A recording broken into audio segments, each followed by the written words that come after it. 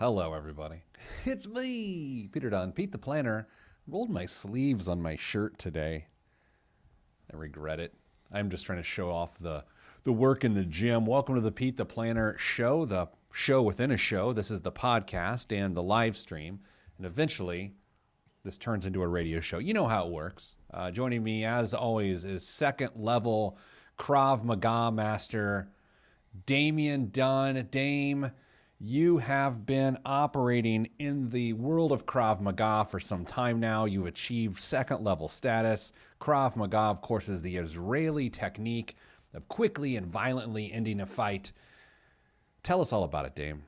I regret ever telling you about this. Sir, by the way, I didn't know anything about Krav Maga, sir, until I looked up a video about it today because you told me about it, sir. And I'm calling you sir because it is so intense that I am now terrified of you, sir. Not much tickling that goes on in Krav. I am trained in the art of Portuguese tickle fighting. So if you and I were ever to enter battle Street Fighter style, be prepared to guard your midsection. Dane, we're going to do a show this week. Turns out it could be one topic for all three segments. Then the fourth segment is what it is. Yeah, anxiously looking forward to it. I think we'll have a lot of good discussion. I'm going to tell you what the Boam is right now so you can form a position on it. I don't know how I feel about this. I don't know how I feel about it, but I'm going to go with it. Here's what I'm totally on the fence. Like I see both sides of, is having a lottery for $1 million for people to get vaccinated in the state of Ohio a waste of money or a good use of money, right? So you've heard the story. No, I hadn't heard that story. So there will be 5 $1 million winners in Ohio. The governor, Mike DeWine, I think that's his name. Mm-hmm. He is the governor, Republican governor from Ohio, and he's taking COVID funds and setting up a lottery, a sweepstakes system that if you get a shot, you are registered to win that. And so that's what we're going to talk about later. I get it, but I have some just strange. Let's just talk. We'll talk about it later. Okay, so get your head around that. I see a lot of black market vaccine cards coming with pharmacists with a little deal that says, "Hey, I'm going to give you a card, but if you win, we're splitting it." Jessica's watching on Facebook Live right now. She says, "Hello from beautiful Vancouver Island." Oh my gosh, Is that in Mexico? I love the South. Actually, now I want to Google Vancouver Island. All right, that's what I'm going to do. We're going to take a look at what Vancouver. I mean, I assume it's near Vancouver, right? Your guess is as good as mine. Vancouver Island, off Canada's Pacific coast, is known for its mild climate and thriving arts community. On its southern tip is Victoria, British Columbia's capital, and its boat-lined inner harbor, neo-Baroque Parliament buildings, Grand Fairmont Empress Hotel, and English-style gardens. Harbor City, Nanaimo, home of chocolate and custard Nanaimo bars, has an old city quarter with shops, galleries, and restaurants. That's Vancouver Island. It sounds like you're going to have a beautiful time, Jessica, unless you live there, and then maybe it's just old. I don't know. That just sucks. Yeah. Hey, Danza, good to see you again. Did everyone stay getting money this past week? Just checking. She says she can't afford to live in Victoria, Jessica says. You know, I'm going to have to learn more about that. I've always wanted to go to Vancouver, but I don't know why, other than I've heard it's nice. So anyway, Dame, let's start the show. I've actually got my clock ready this time, so... I don't. You don't. You tell me when you're ready, Krav Maga Master, level 2. It'd make you an orange belt if your dojo... Is it? Do you operate out of a dojo? No, actually, we're in a basement. Okay. Well, if your basement went by the belt system, you'd have an orange belt, which, as you and I discussed this morning, what are you going to do with that when you don't even have shoes to match? Yeah, really hard to match. I'm ready to go. Oh, you mean to stop talking about Krav Maga? Yeah. I'm gonna learn some sort of thing. 3, 2, 1. This week on the Pete the Planner Show, we answer your money questions. Here's how the show works. You email us, askpete@petetheplanner.com. That's askpete@petetheplanner.com. When I say we, I mean me. And Krav Maga Orange Belt Damian Dunn joins us as always. Hello, Dame. I hate you. Don't start that way. This is a positive show. I met a gentleman in the lobby of our building this morning who said he loved the radio show. He really did. He said he listens to it all the time. He's a dentist, and he said he loves the show. So just hanging out in the lobby. Kind of, yeah. Kind of was. I was like, all right, bruh. All right, Dame, on the show this week, we're playing a little game called How Do You Know When You're a Worse Investor Than You Thought You Were? How's that game sound? That sounds amazing. Okay. So, Dame, here's what we're doing this week. There's a lot of talk about people being interested in investment concepts more than ever right now. And what you and I have sort of realized is that people are certainly distracted and by shiny investment ideas. As we've discussed this week, for instance, NFTs and cryptocurrencies and GameStop and things like that are sort of the four loko of the investment world. It's like, hey, I'm going to try an alcoholic beverage. I'm going to start by shotgunning a four loko. And now we've got every news story in the financial world focused on what a car company CEO thinks about fake dog cryptocurrency coins. I mean, that's the world we live in. So, Dame, here's what we're going to do. We're going to talk about actual real signs that maybe you're not as good at this as you think, which is good. I mean, we're not making fun of anybody, but you either understand investing or you think you do, or you admit you don't, and therefore you get professional help. So I'm going to start with the first one here today. Dame, if you are not a day trader and not an investment advisor, and you watch CNBC all day long, that's probably a sign that you have no idea what you're doing. I agree. There's way too much that goes on there. There are agendas that happen inside of CNBC. You and I have discovered that their website contains a few inaccuracies every once in a while that may be misleading. It's not just CNBC though. I mean, pick something. Pick a website, Fox Business. If you're constantly hitting refresh on whatever the website du jour is that you like to frequent for financial information, that's not great.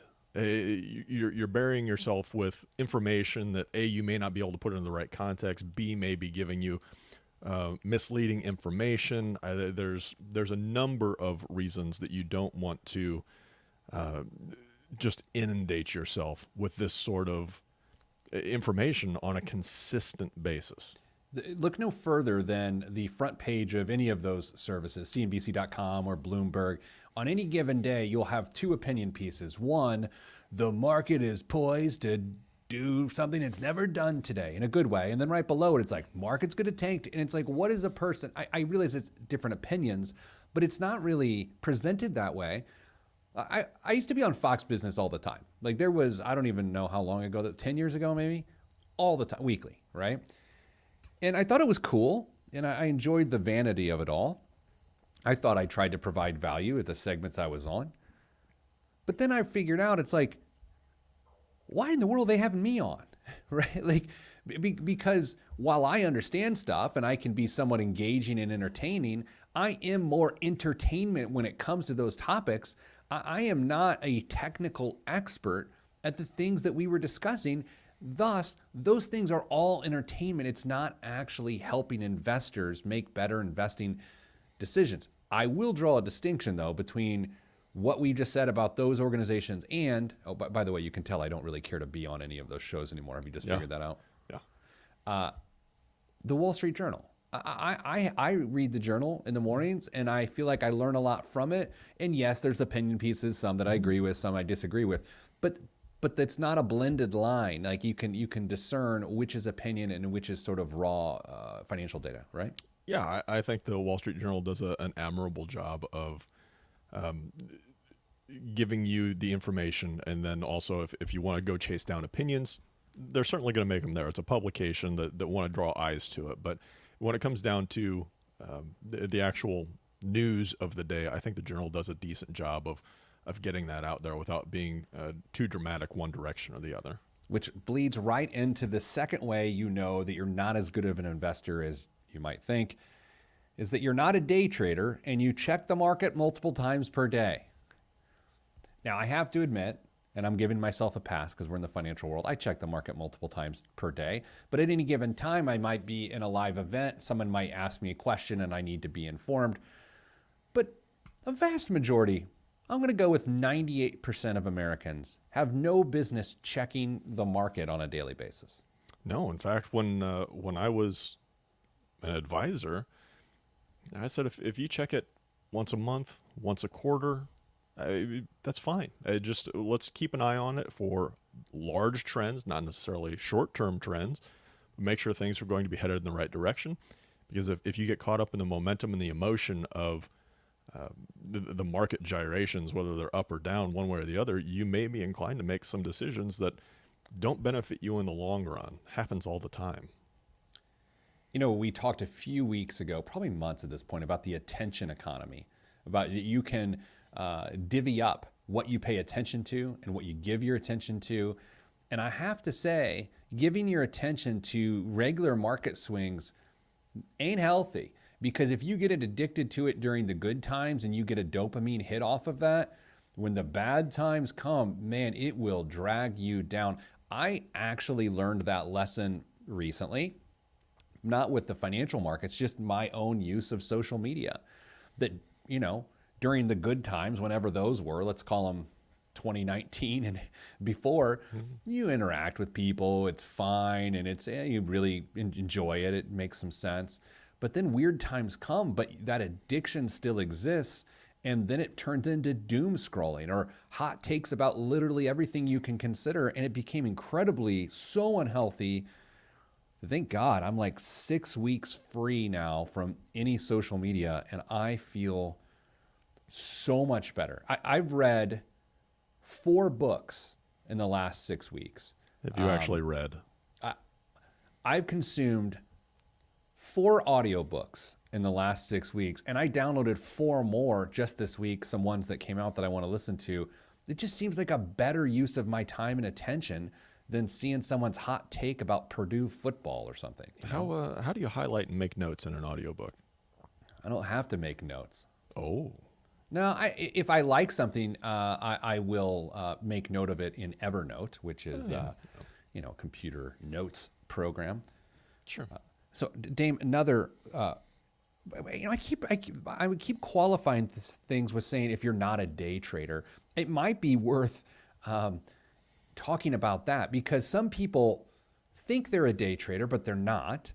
I have no problem if people pursue that, and that's what you like to do, and but day trading is an actual sort of art/science that you really do have to keep your eye attuned to all of these things. But it's, again, a smaller population here, so that's why I keep qualifying these points that way, right? Sure. Yeah. I mean, day trading can, in theory, be done successfully, but it takes way more attention to do it successfully than most people have the time to do it correctly with. I fancied myself a day trader in college, specifically my junior and senior year. And while I would arguably make a trade a day, I'm even convinced that didn't make me a day trader. A day trader is just a little more intense than that, especially in now's day and age. So, Dame, let's do this. Coming up after the break, we're coming to the big stuff of ways you know that maybe you're not as good of an investor as you think you are and that you need to be. All that's coming up next on the Pete the Planner Show with Damian Dunn, Orange Belt, and me, Pete the Planner, next on the show. Weird ending to the segment, though. Yeah. Tried to get my Orange Belt stats. For those just joining us on the program, Dame is an Orange Belt in Krav Maga now. I'm not. You are. I'm not. We don't have belts. When you walk into a room with me, do you think about how you can dismantle me? Everybody in the room.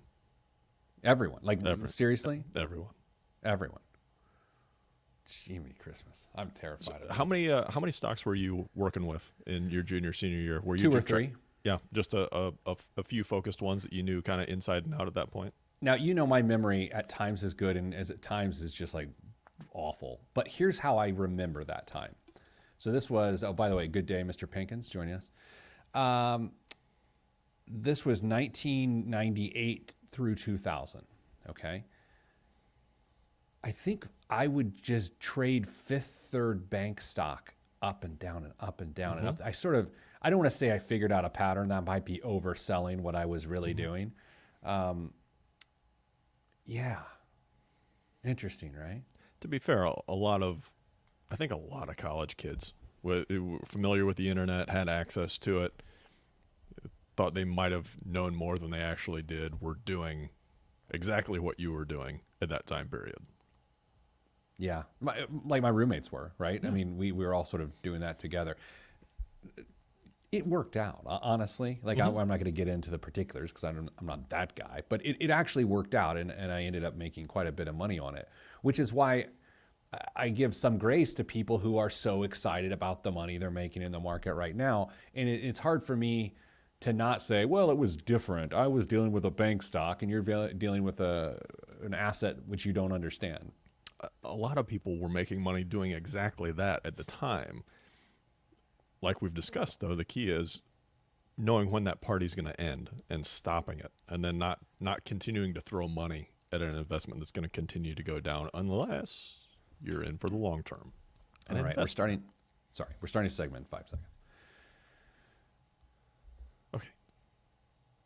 Back on the Pete the Planner show. All right, Dame. So this whole episode is dedicated to signs that you're not as good of an investor as you might think you are. Dame, this week, a postal worker, my postal worker, in terms of the person that brings us the post, stopped me in the hall. It's a guy I know. A lot of people stopped me in the hall of the building this week, if I'm being honest. Apparently. No, it almost is like I'm making up these anecdotal sounding stories, but it's happening. So we're talking. He's like, what do you think about crypto? And, we sort of talked about crypto, and he's super great guy, super nice guy. And I've had this conversation probably 5 times in the last 2 weeks. I was at a wedding last weekend. Oh, for those that remember the old radio show and the old podcast, producer Nicole, we used to call her Frank. She got married last weekend. I was the officiant of the ceremony, so she's doing well, everyone. And let's all send our love to Nicole and her special friend, Zane, who are now married.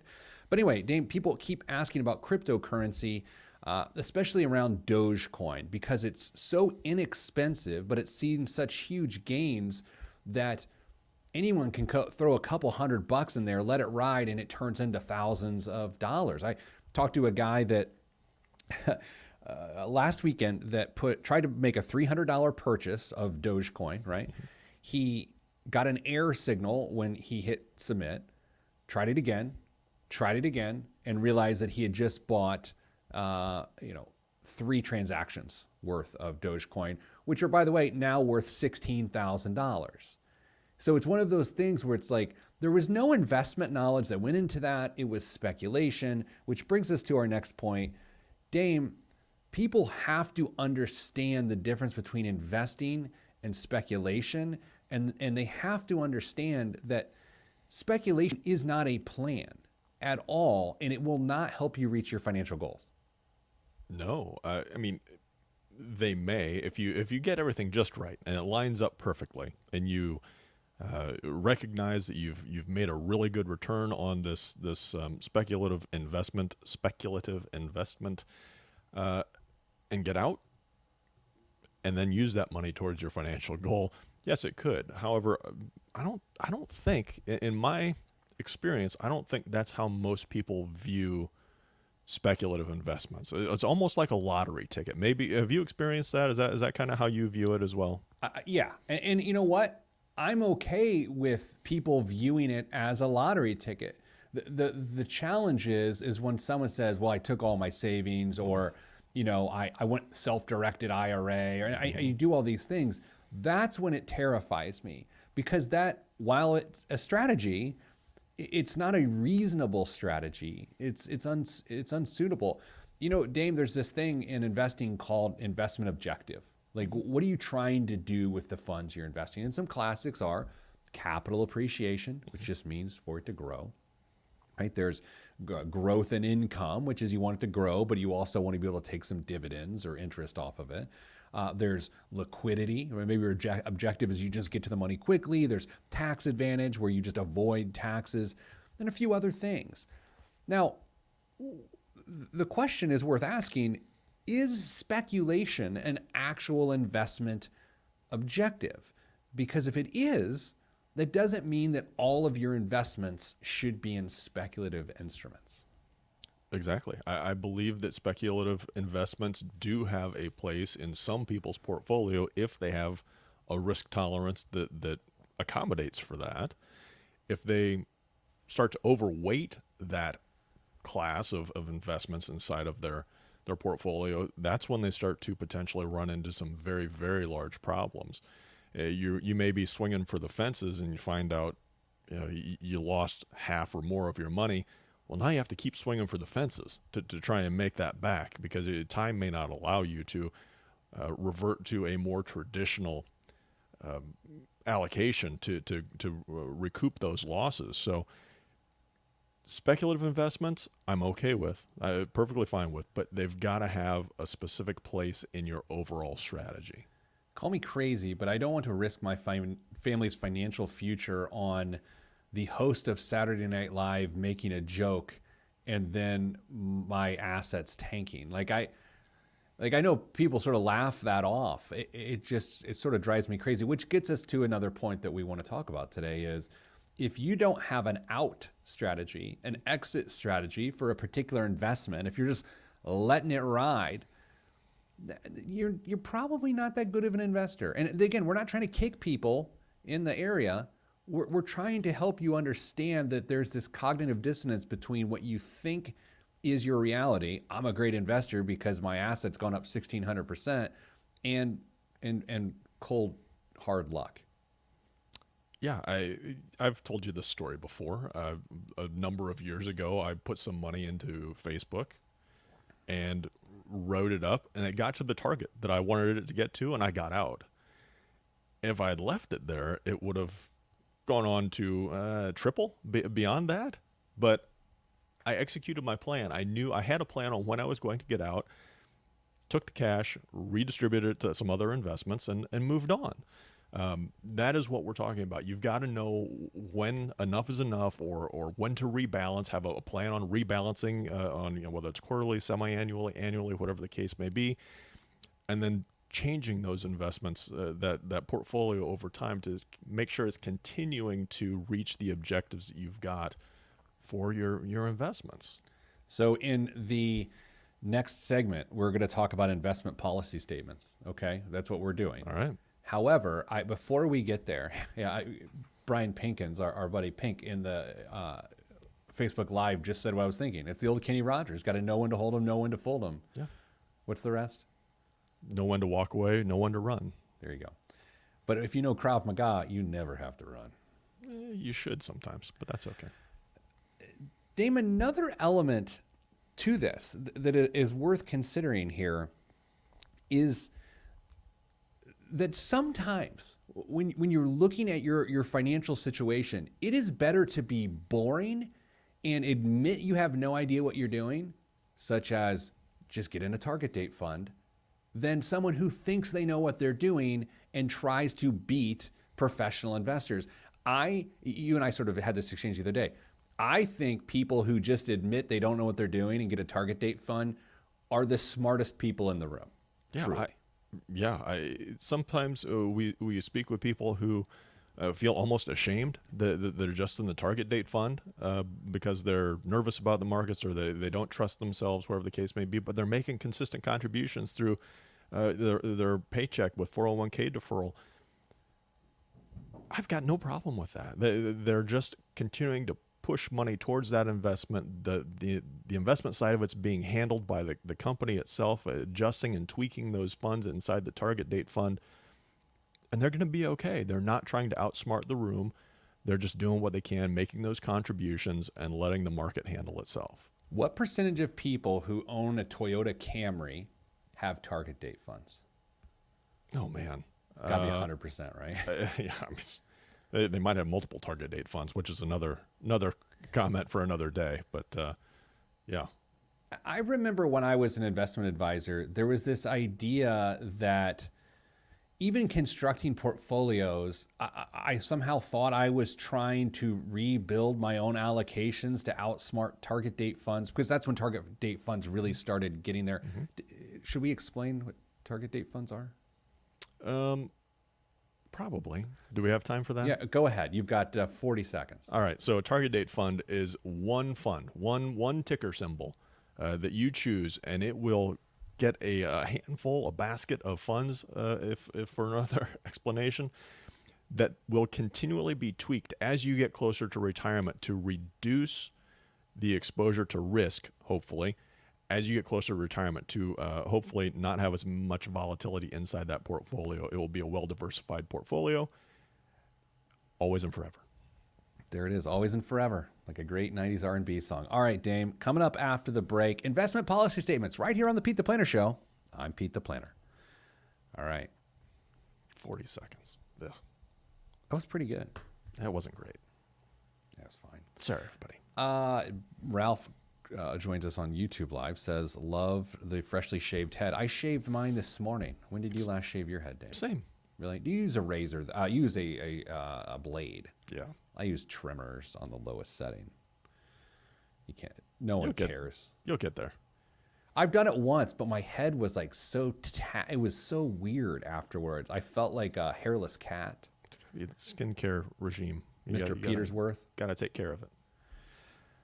All right, Dame. Investment policy statement. This is something that you've been putting your head into here the last several days as we build things for our participants and clients and whatnot. Mm-hmm. Are you fully prepared to talk about this? As prepared as I'm going to be. As prepared as I'm going to be. Okay. In 3, 2, 1. Back on the Pete the Planner Show. This entire episode is dedicated to you, just like every other episode. But today we're helping you understand, are you really as good of an investor as you think? And by the way, Dame, I think where we left off the last segment is you don't actually have to be that good of an investor. You just have to admit that maybe you're not that good of an investor and you're fine with something like a target date fund or a group of properly allocated index funds. Everyone thinks they have to outsmart the market. And it's funny to me that people of all intelligence and education levels fall for that they think that they are somehow obliged to outsmart what you can easily be achieved with more sort of passive and set it and forget it investing. Yeah, here's the thing that maybe it's common knowledge in our world, Pete, but maybe a lot of people don't understand. Professional fund managers don't beat the market consistently. Maybe a few years in a row, but they don't do it consistently. It's not uncommon to see them hopefully just meet the market, which is what you're trying to do with indexing, or take a slightly smaller return because of the fees that are included in ETFs, as small as they are.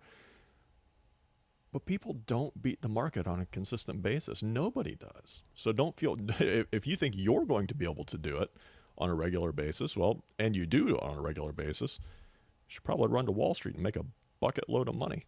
A bucket load of money. Damian Dunn, it's time for investment policy statement 202. You know how many times people create things that are like, this is this 101. I went with 202. Could be 201 or 201 probably would have been a better spot. 306. Dame, if you are fancy yourself as a reasonable investor, then not only should you have the ideas that exist within an investment policy statement, like you should know these things on an individual basis, but those thoughts should be aggregated into an actual investment policy statement that lays it all out. It says, this is who I am, this is what I expect, this is what I'm willing to do. And in doing that, it helps people have resolve around their investing ideas, especially when times get hairy. And boy, we've learned that in the last several months. So Dame, investment policy statement, what are some of the considerations? What are some of the elements of an investment policy statement? Yeah, I think first and foremost, one of the most important things that goes into this is listing out your goals. What do you hope to accomplish through your investing? Most commonly, it's going to be retirement. Preparing for retirement, having some capital accumulation to make sure that you can step out of work on that last day and feel comfortable going into retirement, knowing that your needs are going to be prepared for. So as you start listing those goals out, whether it's retirement or some midterm or short-term goals, whether it's a down payment for a house or just maybe an outright purchase of a house prior to retirement or whenever, funding a wedding, the options are virtually endless. lay them out. Know what you're working for, and let those goals help dictate how you're going to start achieving them. There is an investment policy statement that I'm using as an example here today that I found at biglawinvestor.com. Right? They're all over the place, but it's interesting to see the template, biglawinvestor.com. It starts with a philosophy, right? And so, sure. Dame, on this particular statement, it's just a quote. It's a Bogle quote, John Bogle quote, and it says, buy and hold long-term all market index strategies implemented at rock bottom cost and the surest of all routes to the accumulation of wealth. Bogle heads will recognize that as a pretty tried and true buy and hold strategy. That doesn't have to be your strategy. It just doesn't, but it is. It's like sometimes when people send you a resume and they've got like a Michael Scott quote at the top of the resume. You're like, oh, okay, cool, bro. I mean, weird flex, but thanks for the quote. It could make some sense. Just laying it out there. So when you're scared and when things get hard, you can look at the philosophy and you can remind yourself, oh yeah, during calm times, that's how I think. Yeah, and totally. And the one thing I want to make sure we point out is that investment policy statements are fantastic to make sure that you stay in between the lines on what you're doing. However, if you're working with a financial advisor, even better. That way everybody knows the rules that are being played by and what hopefully the goals are for your investing. You know, if you say you're targeting a 5% average return, yet you're 100% in equities and you're way out there on the edge, maybe a speculative investment, part of your portfolio is larger than maybe we feel it should be, then you're taking way too much risk to achieve the overall goal of that investment policy statement. You don't have to be as invested as aggressively as you are. So an investment policy statement can help lay out all these things to not only help determine why you're doing something, but the strategy that you're going to undertake and what the reasonable results are going to be. So you'll notice if you do Google investment policy statement, most of them that pop up are probably going to be geared towards nonprofits or corporations or large entities. That doesn't mean they don't have application for the individual as well. So with a little bit of work, you could follow some, or find, I should say, some good examples, but don't be scared to see find what you find and apply it to your own personal circumstances. Find what you find. That is Rule 5 of Krav That's right. Maga. Stay getting cash. Dame, when I was an investment advisor, I remember we always had to fill out like an investor profile that listed things like people's risk tolerance, investment objective, and any good investment advisor is going to help you do that. But I think what we're really saying here today is you need to do this before you go to your investment advisor, or do it after you leave your investment advisor, because ultimately you and I are very, very, very pro-advisor, very pro-advisor. But our concern and why we do this is we want to make you better clients so that you have a better experience. Plain and simple, having an investment advisor alone is not going to do it. You have to be a good client. You have to know how to get the most out of the experience. And completing an investment objective, a tax strategy, understanding your marginal tax rates, all those sorts of things go into that. Now, there's another element here is, Dame, I think about the different accounts and pieces of money, how I like to say it, that Mrs. Planner and I have. They have different purposes, right? So it's to say, this is for college, this is for, post 59 and a half, this is for south of 59 and a half. And so those all have different investment objectives, and they also have different tax strategies and considerations. So that's why an investment policy statement should be pretty comprehensive, including objectives as it relates to a health savings account that may or may not be invested in the market. Yeah, what you'll find with a well-constructed, thorough investment policy statement is it's A, going to leave very little up to question, and B, it's going to increase the quality of communication between all parties involved. You're going to know, just as Pete said, what you are trying to do, how you're going to do it, and you're going to be able to go back and check. Did I accomplish the goal? Did I not accomplish the goal? Do I need to start making some changes in my overall philosophy or my approach? What do I need to do? And let this document guide you through this process, you and your advisor through this process. A lot of do-it-yourself investors, if they were to truly classify their assets and look at their asset allocation in the classic pie graph of what someone, they might say, well, I'm a moderate aggressive investor, or they might say I'm an aggressive investor. And then they look at their actual investments and how it lines up with what their risk tolerance is. Dame, that will be, for most people, one of the most shocking, eye-opening experiences there are. Here's the dumb metaphor I like to use. Let's say you love chocolate cake. Simply adding 80% chocolate, I don't mean cacao, I mean 80% of the total mass of the ingredients being chocolate, it does not make a good chocolate cake. And that's how people invest. They're like, hey, crypto or S&P 500 fund, I like it. I want a lot of it. And it makes your recipe taste worse almost every single time. Totally. You've got to have a nice diversification to make sure that you are responsibly achieving your goals. You can't overweight too much in one area without running the risk of ruining the whole thing. All right, Dame, coming up after the break, the biggest waste of money of the week, or is it? Governor DeWine from Ohio has a $1 million vaccine lottery, 5 of them. So if you get a vaccine, you may win $1 million in the state of Ohio. You and I will do our best to figure out if that makes sense or if that doesn't make sense, and I'm not sure we're actually going to come up with an answer. But all that is next, right here on the Pete the Planner Show. I'm Pete the Planner. What do you think? I have questions. All right, well, I'm getting the particulars here so I can actually give you information. Dame, you and I, that there's 2 phone calls that I'm awaiting in my life, our business life, that we collectively share, partners. And I'm waiting on 2 of those calls, and we both guessed that they would both come during the show today. And I would be so distracted that I couldn't perform well, like normal. Neither of the phone calls have come, so that is good. So that's why I'm still focused. So you didn't put the phone out of reach and out of sight like I suggested? No, of course not. You jeopardize the entire show and the enjoyment of dozens of listeners and viewers. Larry asked a really good question on Facebook Live. Hopefully he's still here, didn't leave because we didn't answer. Any thoughts about staying in target date funds versus an income fund after retirement, if not using the funds for income at this time? There are target date funds that are meant for that purpose, and so you could simply use those. I'm not going to say it's 6 one, half dozen the other, but oftentimes out of the money target date fund, I guess it would be an in the money target date fund where you've already achieved that year, like a 2020 target date fund already is going to have income provisions to it, right, Dave? Totally. I would make sure that you look at how that target date fund is comprised, what it has, and what the overall allocation is inside of it. See if maybe there is another potential option out there that would help fill that role if you feel uncomfortable with what that is.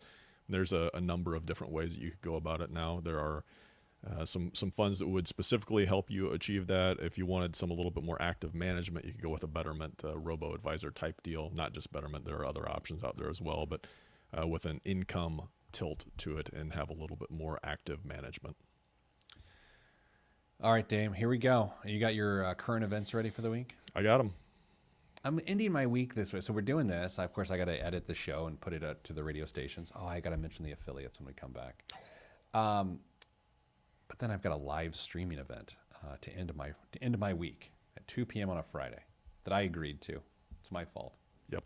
Glad to help the people, though. All right. So let's start the segment. 3, 2, 1. This week's biggest waste of money of the week right here on the Pete the Planner Show is something you're going to hear in just a second, especially if you're listening on WAWK AM in Kendallville, Indiana, WIOU in Kokomo, or maybe our flagship WIBC FM in Indianapolis. Dame, okay, so usually this time we talk about something that is just a complete waste of money. Sometimes we say things that are like a really good use of money.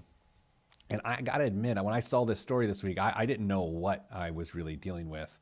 And that is the lottery in Ohio that potentially will give you $1 million if you sign up to get a COVID vaccine. In an effort to increase the number of Ohioans who currently have not taken a COVID-19 vaccine to get vaccinated, that's weird copy, Governor DeWine announced a series of statewide drawings to help incentivize vaccinations. Ohioans under the age of 18 who are eligible to receive COVID-19 vaccine will be entered into a drawing for a 4-year full scholarship to any Ohio State college and university. I didn't know this, including full tuition, room, and board.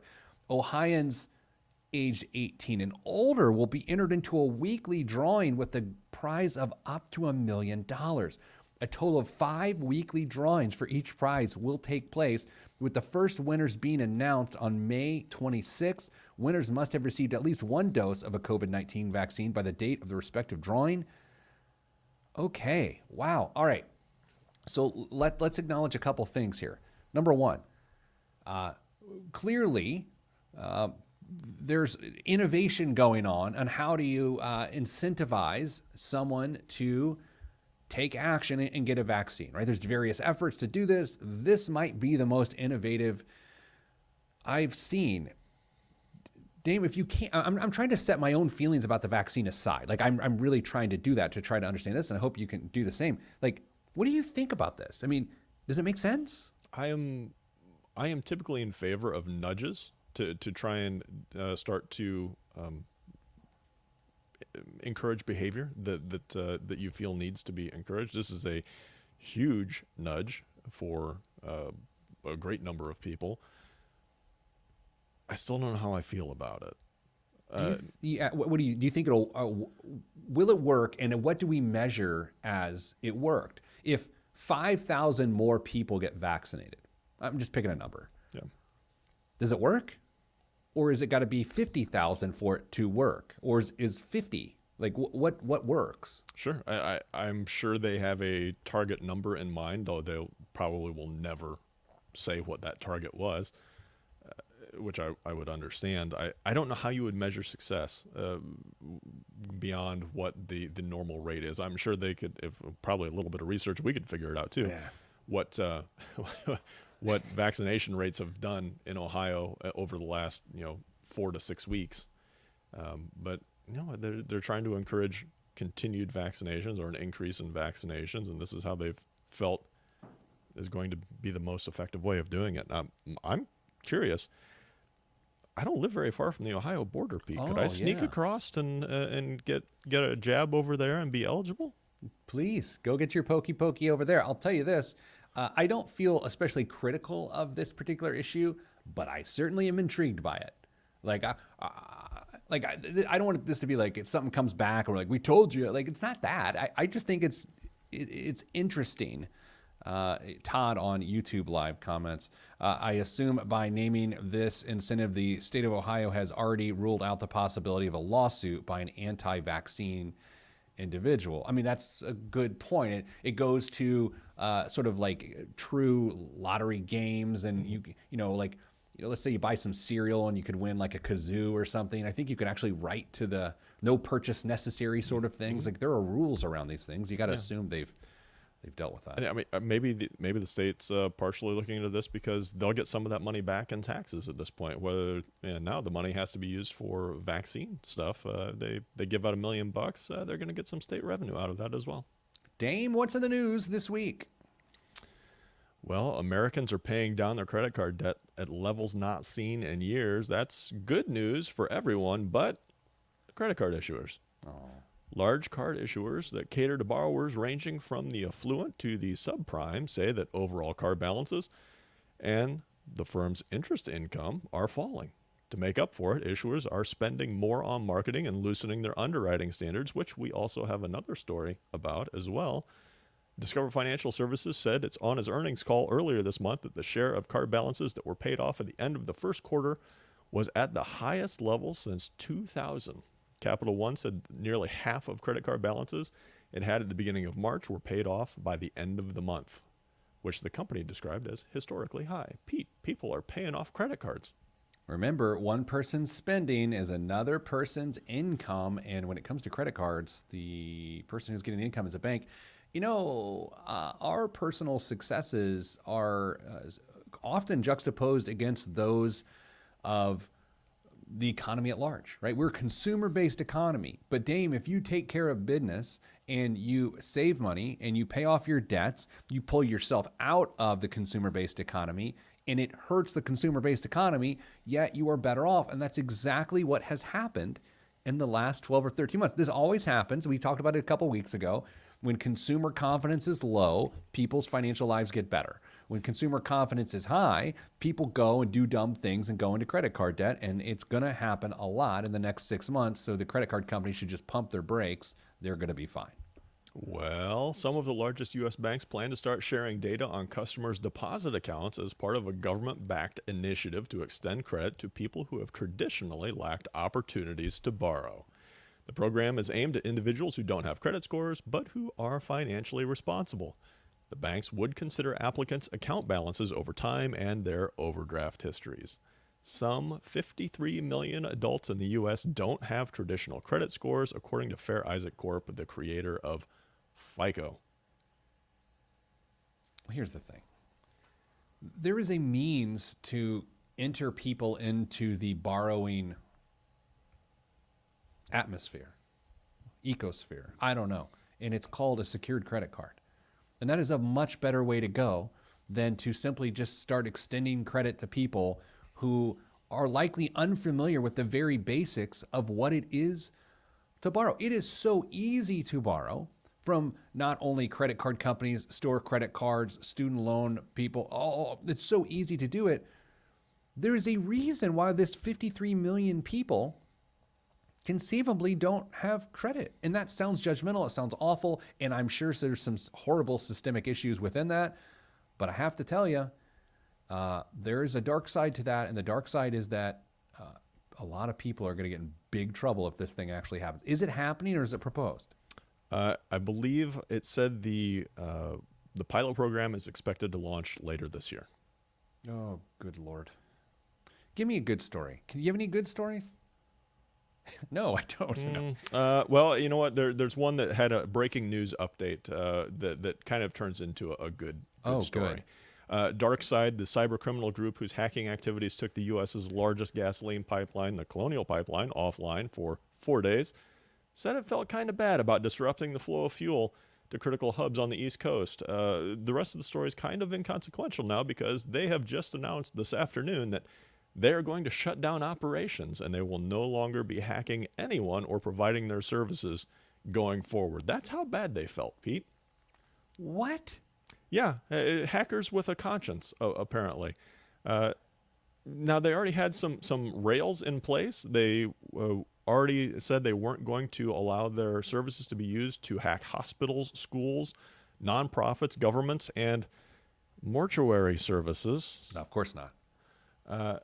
But they did happily accept $5 million to release the Colonial Pipeline information before they said they were going to shut down. So, yay. Do you look? I have no data or anything to suggest this, but do you feel like we're losing the cyber war as a country? I wonder how much goes unreported. Yeah, I feel like we're in bad shape there. I mean, and we have been for a very long time. Yeah. Dame, it's with that uninformed opinion that I'm going to end our program. Dame, thank you for your contributions to this show. I look forward to seeing you again, and I will defend myself, sending you good vibes, because good vibes are all that's in the budget. I'm Peter Dunn. That's Dame Dunn, Orange Belt. We'll see you next week. I didn't make very many mentions of your Krav Maga news this week on the show. Too many were made. At any point, did you picture doing any of the moves to me as I consistently talked about it on the show this week? When you said that we might see each other in person, I thought of a few things that I could happily do. I've told you about the time in high school when a guy was trying to beat the ever-living tar out of me, and I just made him laugh, and he stopped. That was sort of my move. Good luck. Do you think there's a ne'er-do-well on the street that's trying to accost me or force himself upon me or herself upon me, and I just make them giggle and they run away? Or do you think I need to be a level 1 Krav Maga person? I mean, you're in pretty good shape now. You could probably run faster than that person. That's a good point. I am in pretty good shape. What if I get so good looking that it affects our business in a positive way? We'll never know. What? Why not? All right. Hey, I got to go. I got to do some stuff. Okay. All right. Listen, everybody. Thanks for being here this week. I hope you have a really good weekend. If you live in Ohio, Get that pokey pokey. Maybe get $1,000,000. I don't know. I don't care. Do whatever you want. Hey, everybody, stay getting money.